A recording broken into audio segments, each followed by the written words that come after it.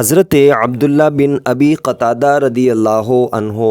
اپنے والد محترم سے روایت کرتے ہیں کہ جب تم میں سے کوئی آدمی پیشاب کرے تو اپنے عضو تناسل کو اپنے سیدھے ہاتھ سے نہ پکڑے اور نہ ہی اپنے سیدھے ہاتھ سے استنجا کرے اور نہ ہی پانی پیتے وقت برتن میں سانس لے۔ صحیح بخاری حدیث نمبر 154۔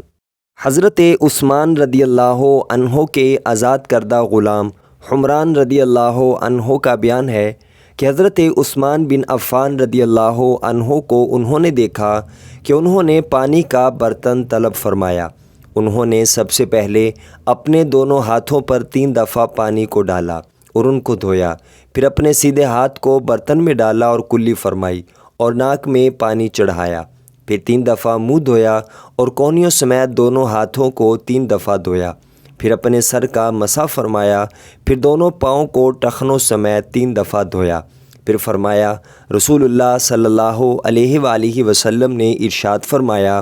جو شخص میرے اس وضو کی مانند وضو کرے پھر 2 رکعت نماز ادا کرے جن میں خود سے بات بھی نہ کرے تو اس کے سابقہ گناہ معاف کر دیے جائیں گے۔ صحیح بخاری حدیث نمبر 159۔